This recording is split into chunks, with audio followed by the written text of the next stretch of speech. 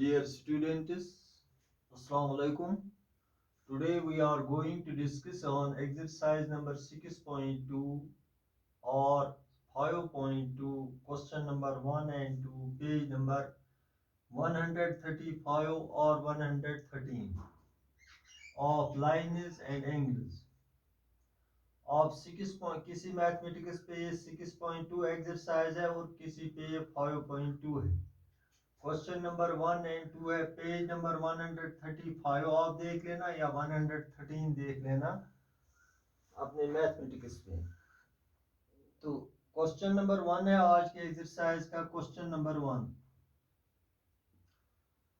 Find the values of x and y then show that AB parallel CD। दो लाइनें हैं AB, इसका नाम है A B और दूसरी लाइन है CD।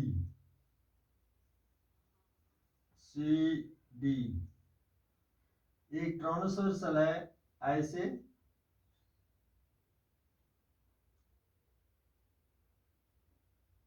ट्रांसवर्सल का नाम यहाँ नहीं लिखा हुआ है टेक्स्ट बुक पर। ये एंगल जो है ये 50 डिग्री है। इस एंगल का नाम है x, इसका नाम है y, और ये एंगल जो है 130 डिग्री है। हमने वैल्यू निकालना है x एंड y का। Find the values of x and then show that AB parallel CD। Given हमारे पास है two lines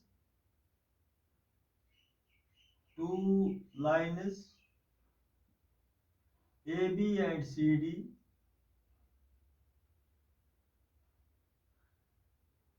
and a transversal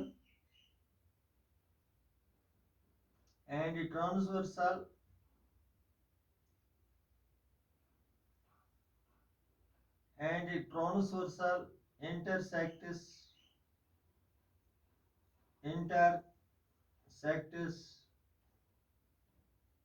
them। एक ट्रांसवर्सल इनको काटता है, दो लाइन्स हमारे पास है।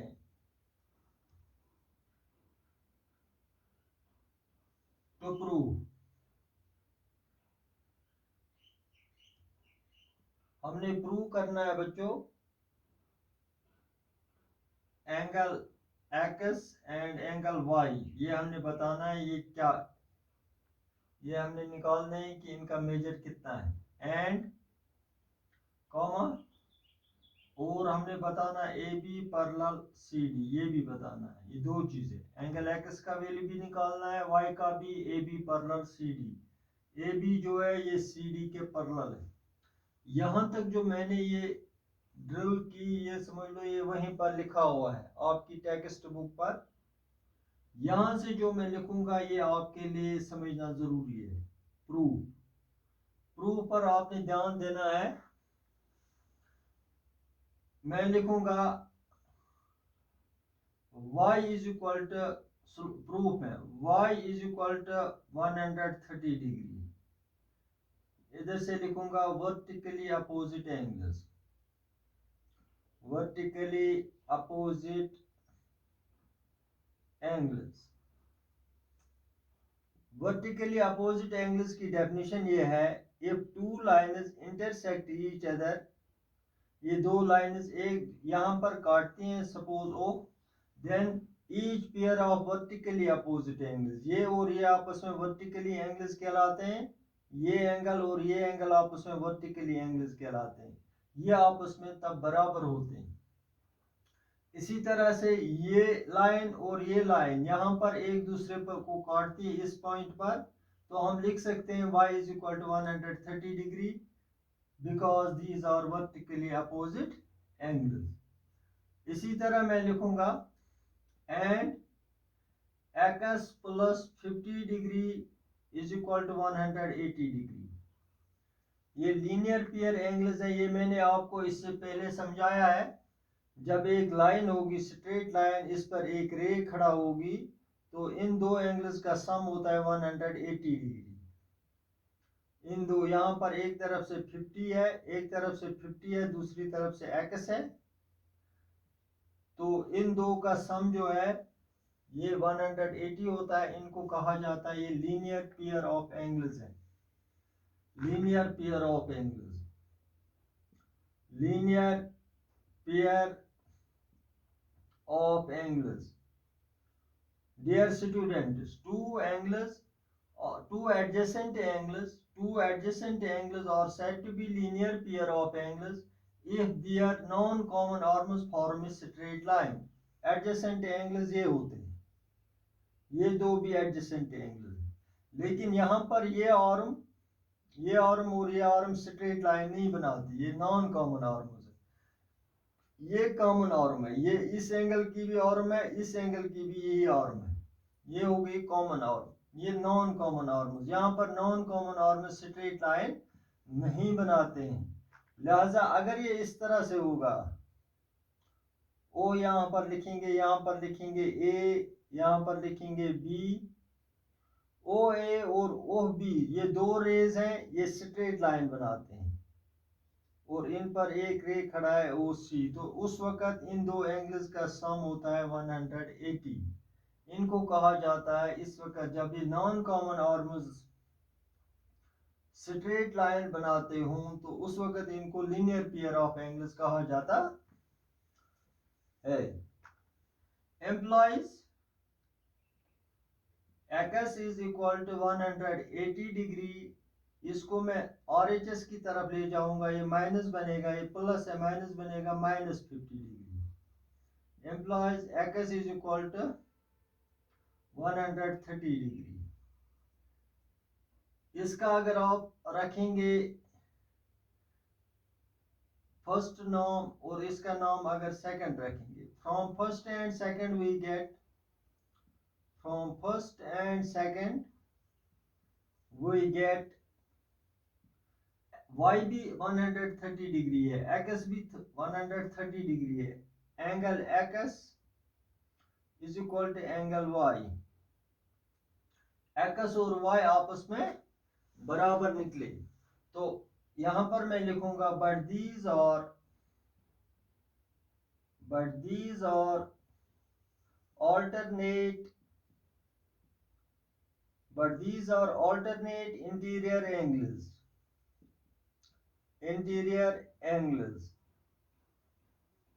ये alternate interior angles हैं, therefore हम लिख सकते हैं AB parallel CD।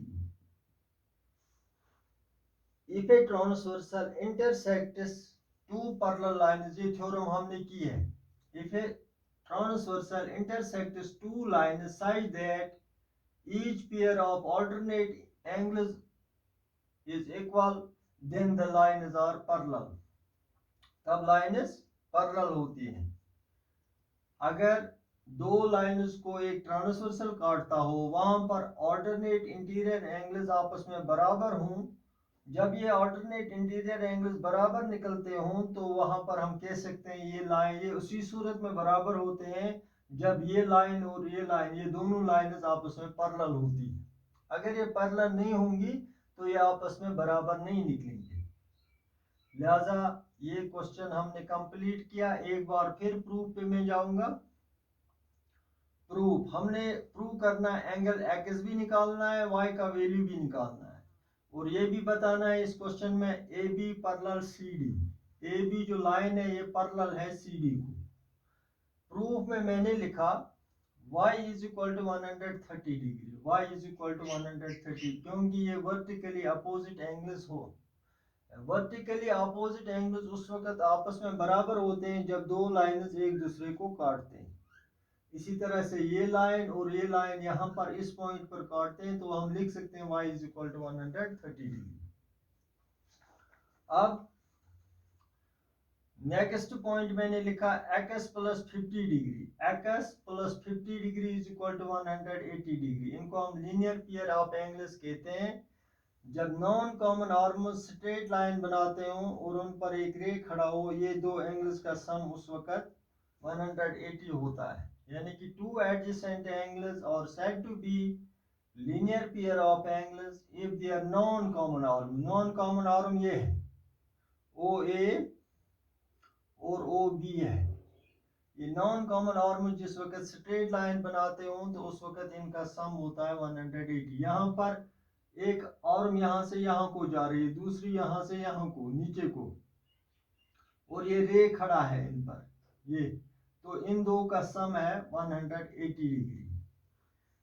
तो 50 को मैं RHS की तरफ ले गया तो इसमें सब्ट्रैक्ट किया तो यहाँ पर 130 आ गया। इन दो को मैंने मिलाया, फ्रॉम फर्स्ट एंड सेकंड इनको कंपैरिजन किया तो ये भी 130 डिग्री है, एक्स भी 130 डिग्री है, angle x is equal to angle Y.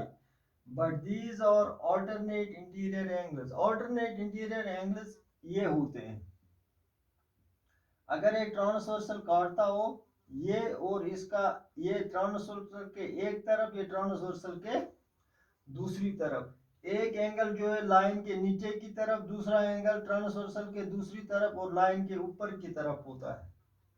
और ये एंगल इस ये वाला एंगल इस एंगल के बराबर, ये भी ऑल्टरनेट इंटीरियर एंगल्स होते कहलाते हैं। तो अगर ये आपस में बराबर हो, कंडीशन ये हो, दो लाइंस और एक ट्रांसवर्सल इनको काटता हो, वहां पर दो ऑल्टरनेट इंटीरियर एंगल्स आपस में बराबर निकलेंगे तो उस सूरत में लाइंस पैरेलल होती है। ये उसी सूरत में एंगल्स इक्वल होते हैं जब ये लाइंस पैरेलल होते हैं। अगर ये पैरेलल नहीं होंगी तो ये इक्वल नहीं निकलेंगे। अब क्वेश्चन नंबर 2 पे हम जाएंगे। क्वेश्चन नंबर 2,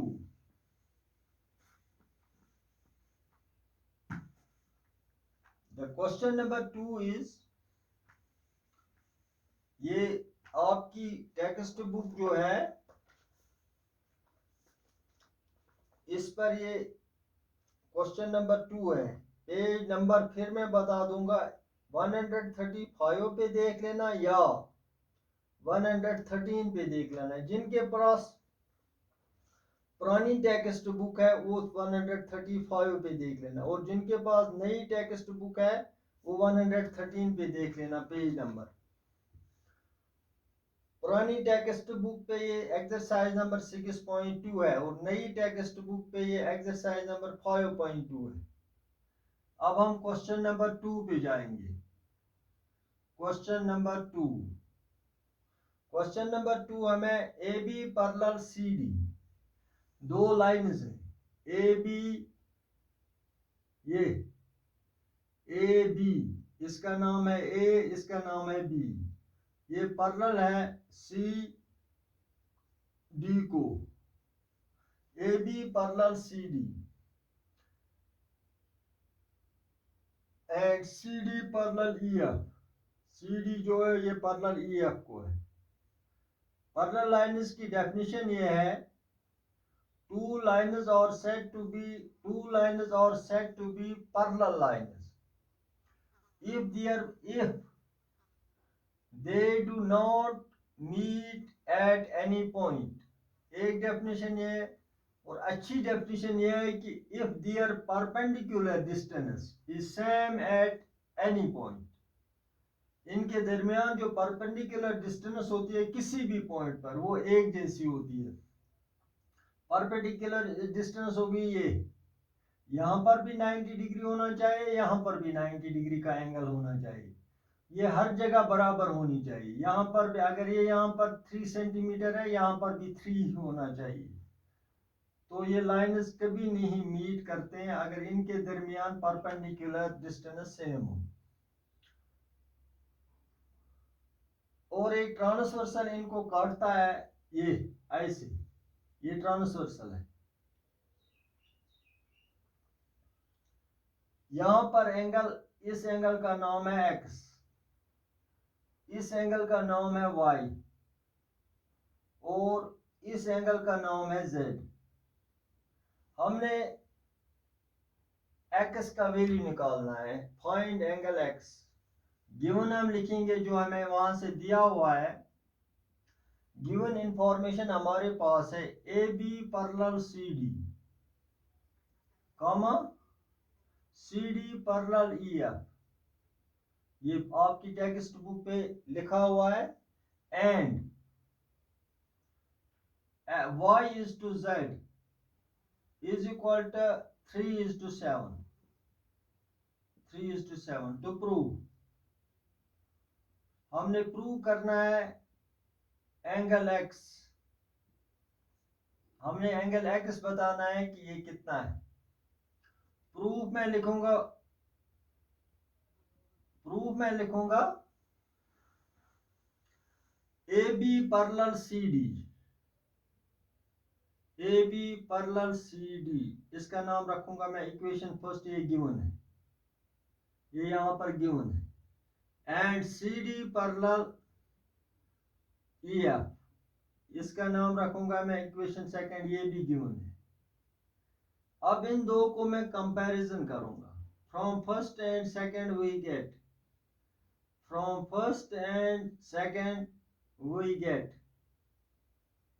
तो हमें रिजल्ट आता है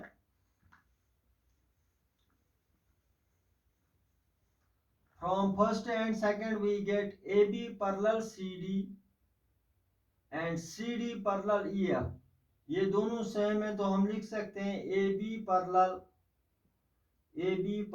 EF। देयरफॉर जब दो लाइन्स पैरेलल हों तो एक ट्रांसवर्सल इनको काटता हो तो अल्टरनेट इंटीरियर एंगल्स आपस में इक्वल होते हैं। यहाँ पर एंगल बनता है एक्स और z, therefore angle x is equal to angle z, ये आपस में अल्टरनेट इंटीरियर एंगल्स कहलाते हैं। अल्टरनेट इंटीरियर एंगल्स,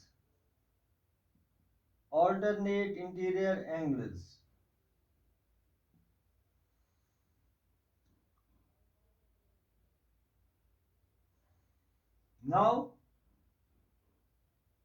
अब हमने ये बताना है y is to z is equal to ये 3:7, मैं लिखूंगा x plus y, now x plus y या ऐसे लिखूंगा, dear students we know that angles,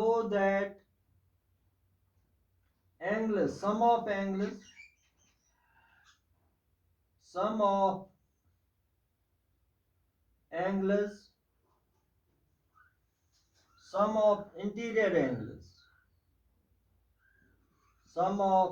interior angles on the same side of a transversal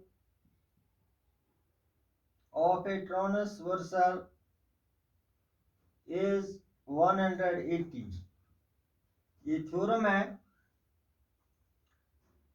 जो इससे पहले हमने किया। We know that sum of interior angles, ये इंटीरियर एंगल लाइन के नीचे और ये लाइन के ऊपर इंटीरियर एंगल्स, इनका sum on the same side of a transversal, ये ट्रांसवर्सल के या LHS की तरफ होने चाहिए या RHS की, RHS ये हो गया, LHS की एक ही तरफ है, इनका सम जो होता है 180 होता है। तो हम लिख सकते हैं therefore x plus y, angle x plus angle y is equal to 180 degree, implies x की जगह मैं लिखूंगा angle z plus angle y is equal to 180 degree. तो यहां पर z plus y is to z हमें निकल गया, तो अब हम लिख सकते हैं, ये मैं अब फिनिश करूंगा यहां पर, अब मैं लिखूंगा नाउ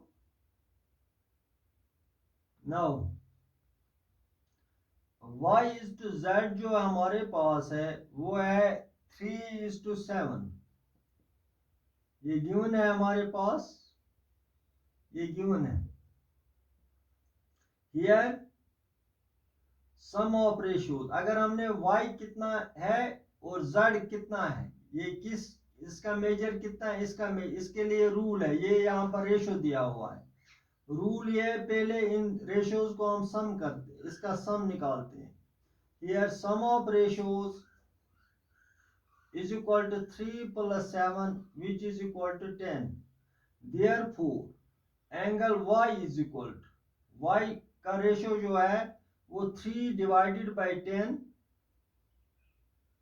इनटू इनका जो सम है, इन एंगल्स का जो मेजर है वो है 180 डिग्री। 180 से इसको इनटू करते हैं, y की जगह पर यहाँ 3 है और z की प्लेस पर 7 है। तो हम जब इनका इन रेशियोज का सम निकालते हैं तो ये 3 प्लस 7 बनता है, दैट इज इक्वल टू 10। अब अगर हमने y का मेजर निकालना है कि ये कितना बड़ा एंगल है, तो angle y is equal to 3 divided by 10 into 180। तभी हमने यहाँ पर ये निकाला था कि इन एंगल्स का सम 180 है। तो अब हम यहाँ पर ये 10 1s 10 18s, तो implies angle y is equal to 3 8s or 24 3 1 54 degree. Angle y हमें निकल गया। अब हम z निकालेंगे, and angle z is equal to 7 divided by 10 7 divided by 10 into 180 180। तो यहाँ पर फिर 18 निकल गया। ये implies angle z is equal to, इन दोनों को मल्टीप्लाई करेंगे, 7 8 हो गया 56, 7 1 हो गया 7, यहाँ पर कैरी 5 थे तो 112। अब अगर आप एंगल y भी निकल गया हमें, angle y is equal to 54 degree, angle z is equal to 160 degree. Angle z is equal to 60 degree, z plus y।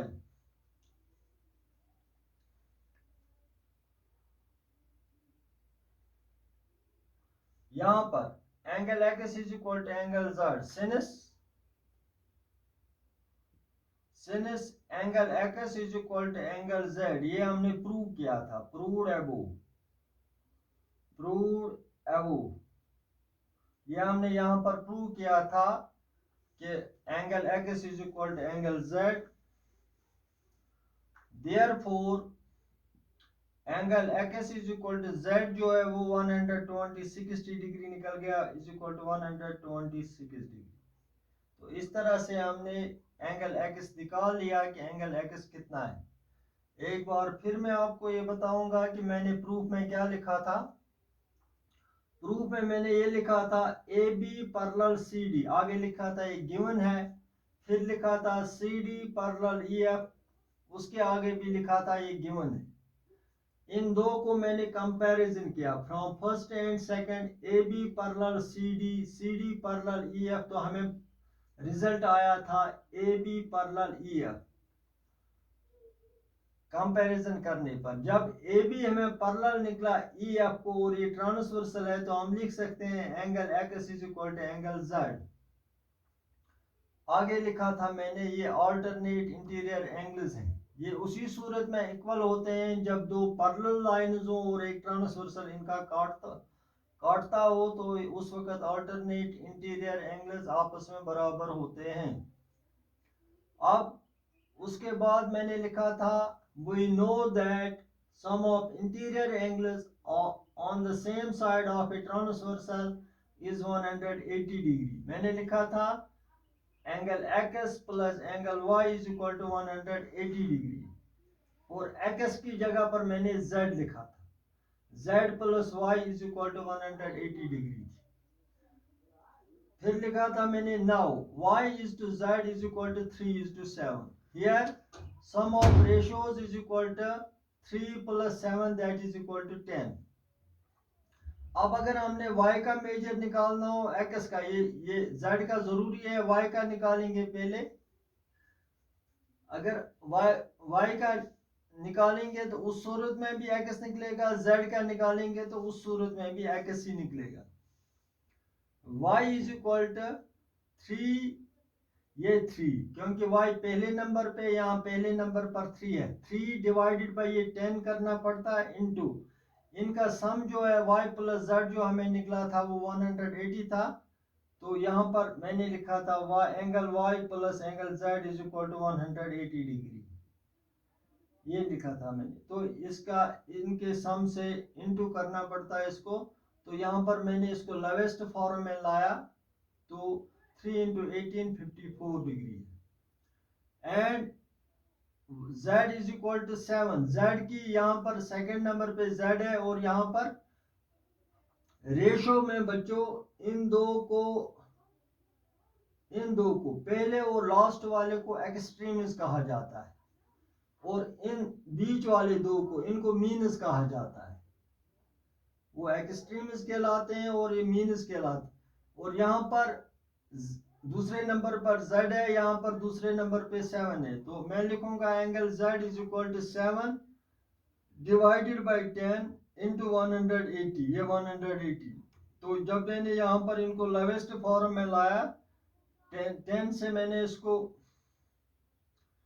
Divide किया तो यहाँ 18 निकला, तो 7 इंटू 18 126 डिग्री निकल गया।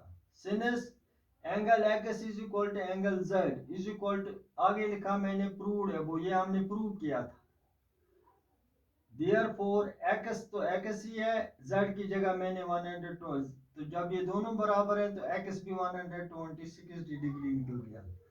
या आप इस तरह से भी लिख सकते हैं x plus y is equal to 180 degree, ये आप लिखेंगे proved above, proved above implies x की x हमें मालूम नहीं है, y की जगह पर आप 54 लिखेंगे is equal to 180 degree, implies x is equal to 180 degree, इसको आप RHS की तरफ ले जाएंगे, 54 बन गया minus 54, implies x is equal to 10 minus 4 हो गया 6, यहाँ 7 रह गए, 7 माइनस 5 2 1 100, इस तरह से भी x 120 निकल गया। लिहाजा चाहे आप इस तरह से लिखो या इस तरह से लिखो, दोनों सूरतों में आपको x 126 डिग्री आ जाएगा। इस तरह से हमने आज के 2 क्वेश्चन कंप्लीट किए। मेरी आपसे यही आपके लिए जो असाइनमेंट है वो ये है कि आप क्वेश्चन नंबर 1 और 2 को ट्राई करें, एक दो बार कम से कम, और आप क्वेश्चन नंबर